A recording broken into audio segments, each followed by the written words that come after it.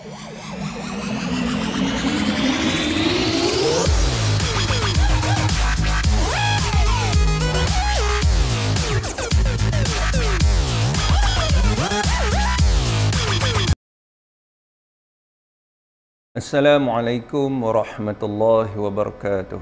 Bismillahirrahmanirrahim. Alhamdulillahi rabbil alamin. Wassalatu wassalamu ala asyrafil anbiya'i wal mursalin wa ala alihi wa sahbihi ajma'in. Subhanaka la ilma lana illa ma 'allamtana innaka antal alimul hakim. Rabbi shrah li sadri wa yassir li amri. Wahlul 'uqdatam min lisani yafqahu qawli, amma ba'd. Alhamdulillah, kita masih lagi berada di dalam program Halwa Ramadan anjuran PPD Kubang Pasu. Saya sebagai pentazkirah Al-Ustaz Muhammad Rizal bin Abdul Halim dari Sekolah Kebangsaan Sultan Ahmad Tajuddin. InsyaAllah pada kali ini akan menceritakan ataupun akan membahaskan sedikit kupasan tajuk, iaitu berkaitan dengan amalan sebelum menyambut hari raya. Jadi bila mana kita hampir selesai ataupun hampir kita meninggalkan ataupun Ramadan hampir meninggalkan kita, maka pada ketika itu dalam hati kita perlu ada rasa sedih dengan pemergian Ramadan. Kerana apa tuan-tuan? Kerana bulan Ramadan adalah bulan rahmat, bulan kasih sayang Allah Subhanahu wa taala kepada sekalian umat baginda Nabi Muhammad sallallahu alaihi wasallam. Maka orang yang sedih ini hanyalah mereka yang betul-betul menghayati akan bulan Ramadan. Mereka yang betul-betul mengisi bulan Ramadan dengan ibadah hanya kepada Allah Subhanahu wa taala.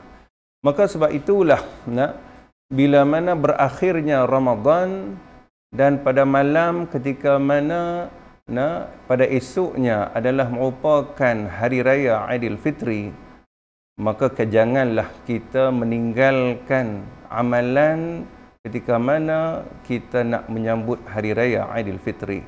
Iaitulah seperti mana dalam satu sabda Nabi SAW daripada Abi Umamah radhiyallahu anhu, daripada Nabi SAW bersabda, barang siapa yang menghidupkan dua malam hari raya, iaitulah hari raya Aidilfitri dan juga hari raya Aidil Adha, iaitu dia menghidupkan macam mana? Iaitu menghidupkan dengan mengerjakan ibadah. Menghidupkan dengan dia berqiyam pada malamnya, iaitulah malam dua hari raya. Maka Nabi kata apa? Tiada mati hatinya pada hari yang dimatikan segala hati. Itu kelebihan bagi mereka yang menghidupkan dua malam hari raya, iaitulah hari raya Aidilfitri dan juga hari raya Aidil Adha.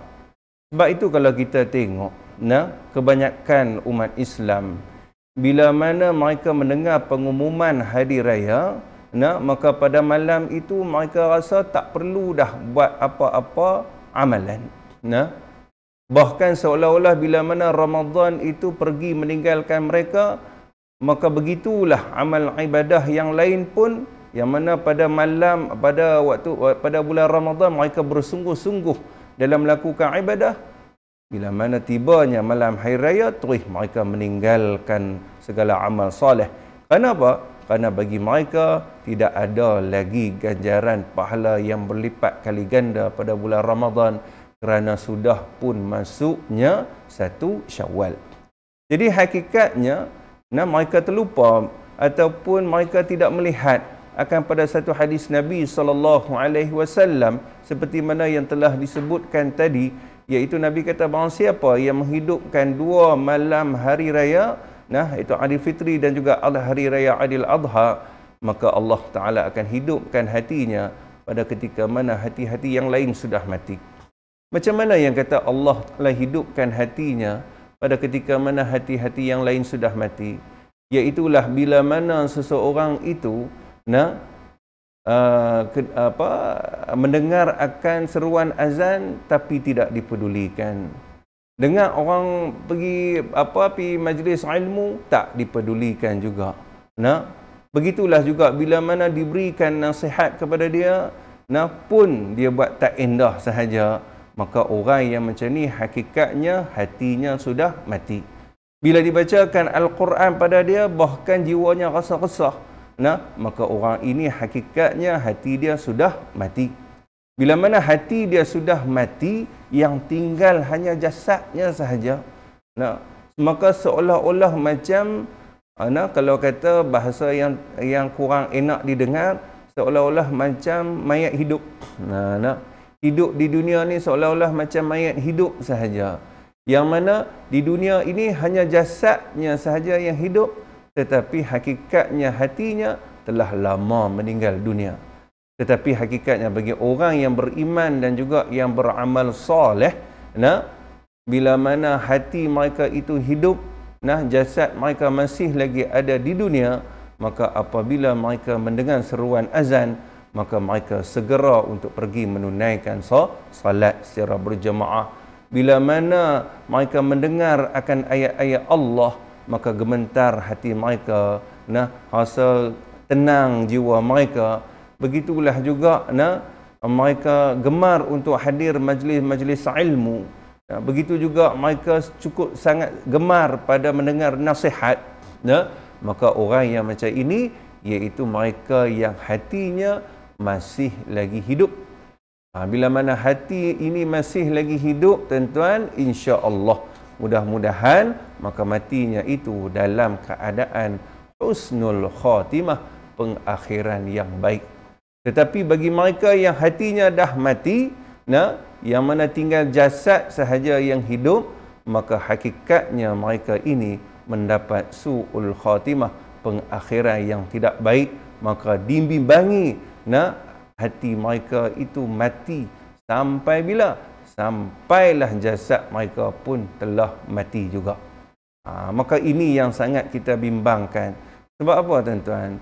Sebab bila mana seseorang itu tidak mendapat petunjuk daripada Allah Subhanahu wa taala sehinggalah ke akhir hayatnya, maka itu adalah bala yang paling besar sekali.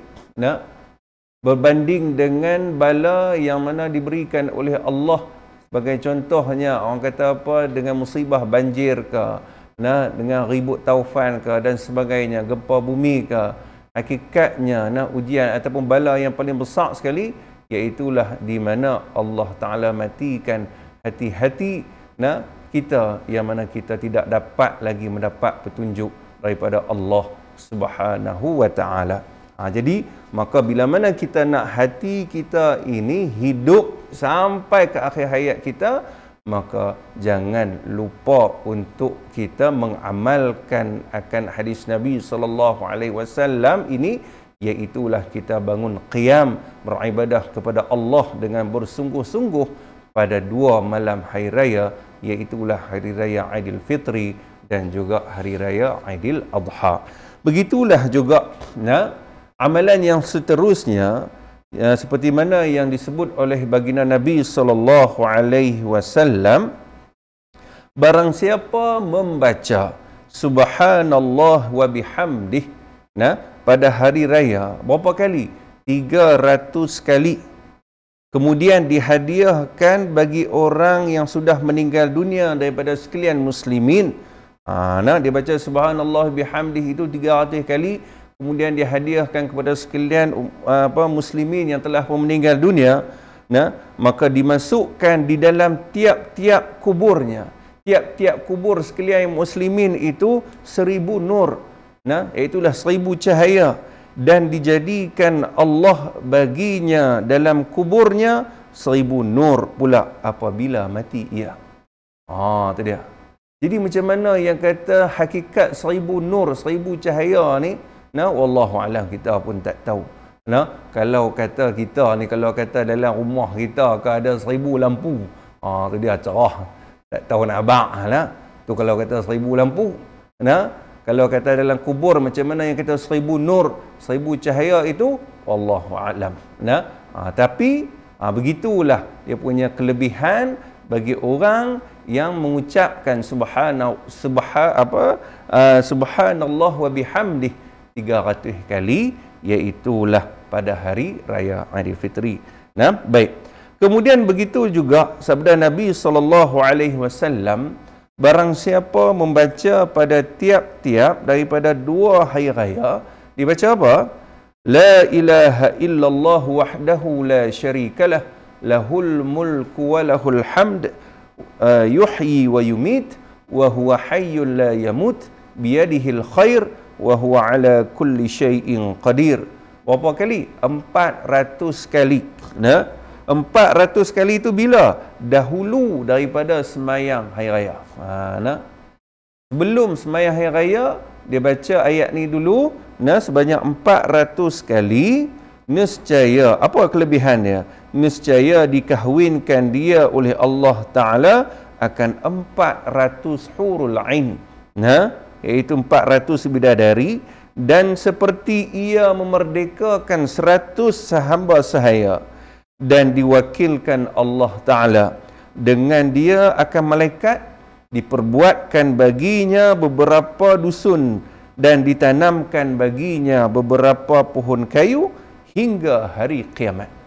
Itu dia tuan-tuan. Itu kelebihan. Nah, sebab itu kalau orang yang iman dia lemah, dia rasa betul ke? Tuan-tuan. Sebab itulah kadang-kadang dia tak percaya. Tetapi bila mana dia duduk di alam akhirat, pada ketika itulah baru dia nampak, rupa-rupanya memang betul. Apa yang Allah Ta'ala bagi tahu tentang kelebihan-kelebihan yang ni, apa yang Nabi bagi tahu, betul. Tapi ruginya sebab apa? Sebab kami tak beramal dengan dia.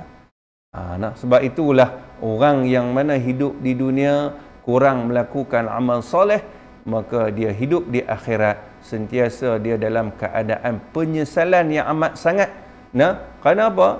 Kerana pada ketika hidup di dunia dia tak dapat melakukan segala amal soleh tersebut. Kenapa? Disebabkan oleh keraguannya ataupun ketidakpercayaannya pada kelebihan-kelebihan yang diberikan oleh Allah Subhanahu wa Ta'ala. Baik.